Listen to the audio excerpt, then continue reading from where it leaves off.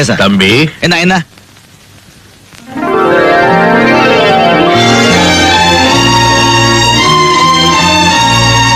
உன் பேர் என்னப்பா? ராஜா. உங்க அப்பா அம்மா உனக்கு நல்ல பேரா தான் வச்சிருக்காங்க.